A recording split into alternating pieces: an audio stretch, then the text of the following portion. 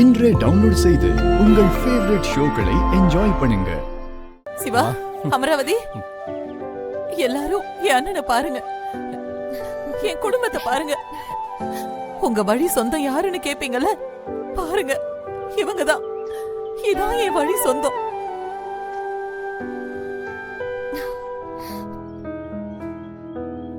என் அண்ணன் பேர்ல மட்டும் இல்ல, குணத்திலையும் கர்ணன் தான். பாருங்க. வாங்க.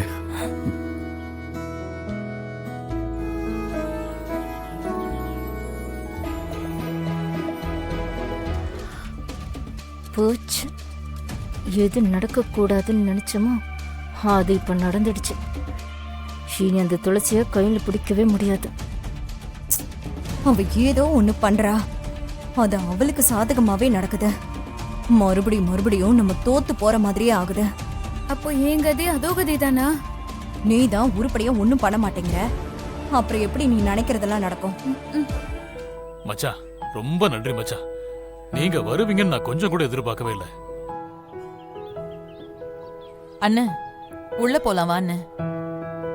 இந்த அம்மனுக்கு முதல்ல நன்றி சொல்லணும்.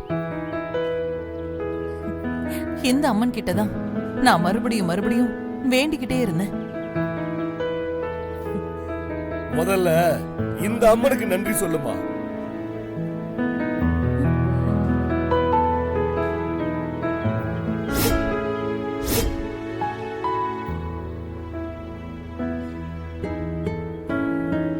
வருஷமா ஒரு கோபத்தை சுமந்துகிட்டு இருந்தேன். அத இந்த துளசி 3 நிமிஷத்துல பேசி சரி பண்ணிட்டாமா.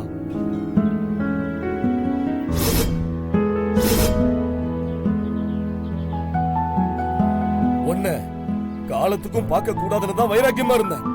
ஆனா என் வைராக்கியத்தை சுக்குநூறா உடைச்சு போட்டுட்டாமா.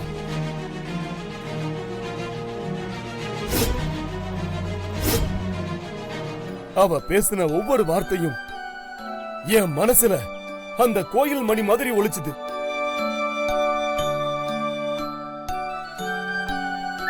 அவளுடைய வார்த்தை தாமா என்ன இங்க கொண்டு வந்து நிறுத்திருக்கு. எல்லாரும் முதல்ல துளசிக்கு நன்றி சொல்லுங்க. துளசி,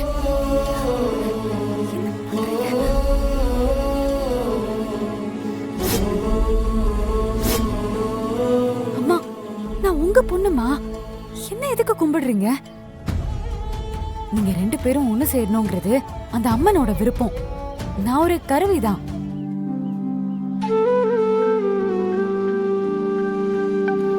அந்த அம்மன் தான் உங்களை ஒண்ணு சேர்த்தது. அதனால உங்க நன்றி அம்மனுக்கு சொல்றதா சரி. வாங்க உள்ள போய் அம்மனை பாப்போம்.